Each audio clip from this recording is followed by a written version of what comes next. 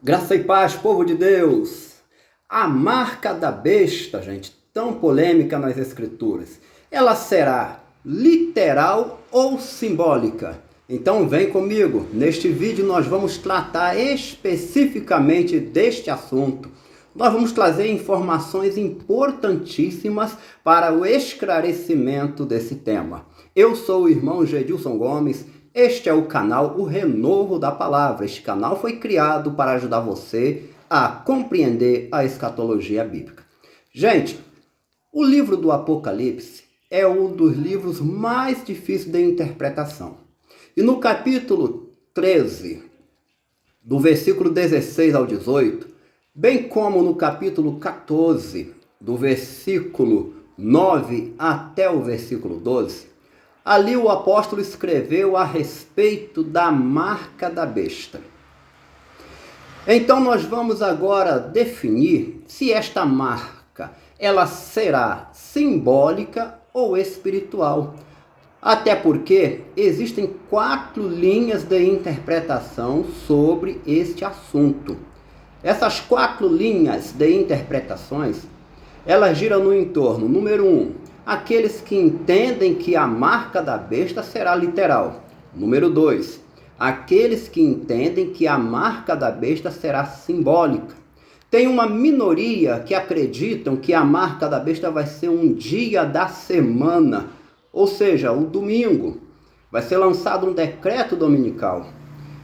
E ainda existe um número bem menor, que são os preteristas, os que acreditam que tudo relacionado ao livro do Apocalipse já aconteceu no primeiro século. Mas vamos lá. Como então nós podemos entender e interpretar a marca da besta citada em Apocalipse 13 e também em Apocalipse 14? Gente, a primeira coisa que nós precisamos ter em mente, apesar do livro do Apocalipse servir para os cristãos de todos os tempos, nós sabemos que os destinatários originais do livro foram as 7 igrejas da Ásia. Eles foram os destinatários número 1 do livro. Eles viveram dentro de um contexto histórico que com certeza ajudou a todos eles a interpretarem a questão da marca da besta. Então vamos lá, 3 coisas agora nós precisamos saber da época em que o Apocalipse foi escrito e da forma como os destinatários puderam ter interpretado isso. Naquela época, gente, 3 grupos de pessoas usavam marcas em seu corpo. O primeiro grupo era um grupo dos escravos. Eles eram marcados como um sinal de propriedade que mostrava a quem eles pertenciam. O segundo grupo, muitas das vezes, os soldados romanos também recebiam marcas que distinguia o pilotão, o comando de onde eles se originavam. Era uma espécie de tatuagens.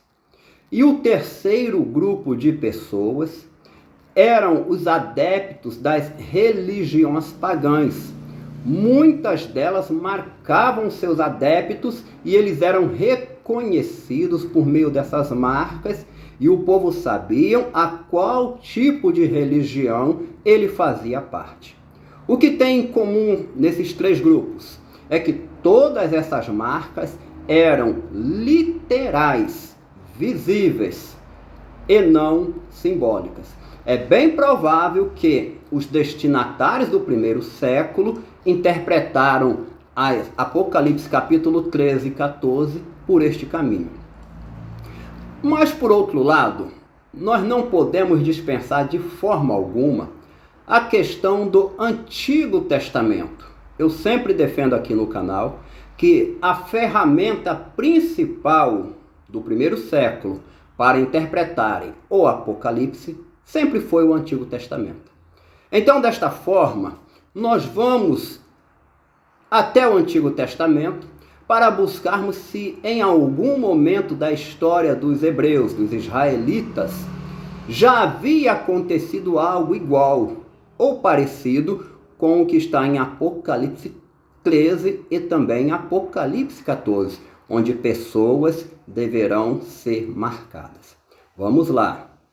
O primeiro texto que eu quero citar para você está em Deuteronômio, capítulo 6, versículos 8 e 9. O que estava acontecendo ali?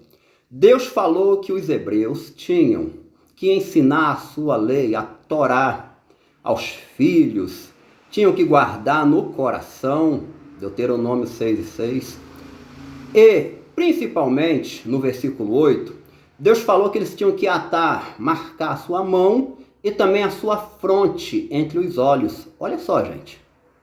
Marcar a testa e a mão com a lei, com a instrução, com as palavras do Pentateuco. É evidente que, lendo esse texto, a gente entende que ali não era um assunto literal, era um assunto simbólico. Mas quando você prossegue lendo, o versículo 9, Deus mandou também eles pegarem a lei, a Torá, e escrever nos umbrais das portas de suas casas. Quando a gente analisa isso, isso nos remete à saída do povo hebreu da terra do Egito. Quando eles marcaram os umbrais das portas com sangue, e no momento da destruição, as casas marcadas foram poupadas. Mas parei um pouquinho. Foi literal isso daí, gente. Foi visível, não foi simbólico. Então a gente fica, vamos dizer assim, com uma certa dificuldade de interpretarmos Deuteronômio 6 e não podemos bater o martelo se Deus estava falando de forma literal ou simbólica sobre a marca na mão e na testa. Existem pessoas que afirmam que também o verso 8 era literal. Mas o segundo texto do Antigo Testamento que joga uma luz no assunto de Apocalipse capítulo 6, capítulo 13. O segundo texto está em Ezequiel capítulo 9. Gente, Ezequiel capítulo 9, versículo 4. O que estava acontecendo ali? Jerusalém estava totalmente desviada. O profeta Ezequiel recebeu uma visão. Ele viu 7 homens. 6 deles estavam bem armados, estavam caminhando em direção a Jerusalém para cumprir os juízos de Deus. O profeta falou: Senhor, e as pessoas boas, e as pessoas justas que estão lá, e como é que vai ser o assunto? Elas vão ser destruídas? Estou parafraseando. Deus disse: não. O 7º homem, esse aí que está vestido de linho, ele vai levar na sua mão um tinteiro e uma pena e vai marcar na testa essas pessoas. Então, gente, esta visão de Ezequiel capítulo 9 se cumpriu por ocasião em que os babilônicos invadiram Jerusalém. E as pessoas marcadas, elas foram poupadas da destruição. Lembrando que a marca foi simbólica, ela aconteceu no ambiente espiritual. Agora, voltando a Apocalipse capítulo 13, versículos 16 a 18, a gente tem uma compreensão melhor do texto. Gente, eu acredito claramente que o apóstolo João estava falando sobre marca literal, que no momento da grande tribulação, quando o falso profeta exigir que as pessoas adorem a besta do capítulo 13, verso 1 e 2, que é o anticristo, as pessoas marcadas adorem a besta, eu acredito que será no sentido literal. Então, para terminar o nosso vídeo, eu vou te dar 3 razões pelas quais eu creio que a marca será literal.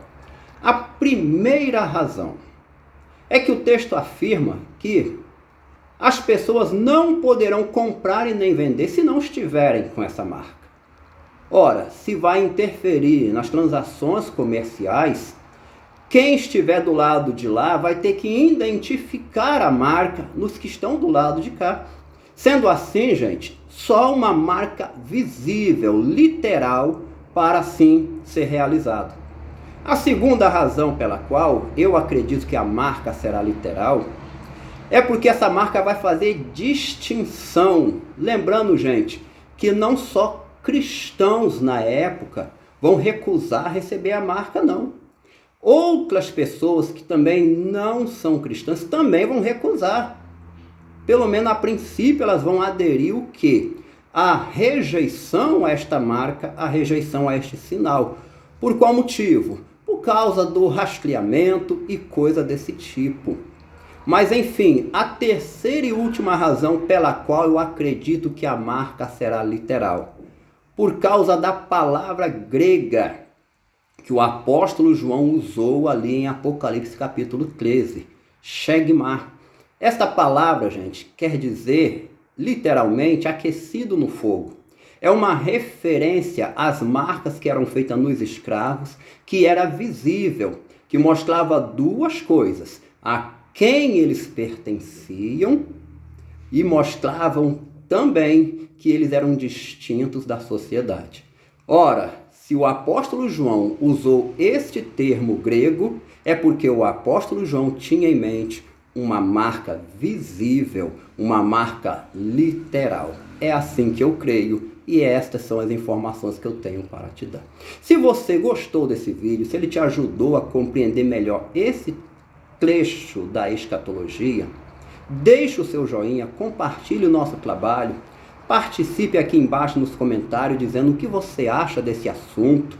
Será visível, será literal ou será só uma marca no sentido espiritual? O que você acha desse assunto? Vai ser muito importante você interagir conosco. E se você ainda não é inscrito, se inscreva no nosso canal. Gente, Maranata, o nosso Senhor vem. Muito obrigado a todos e até o próximo vídeo.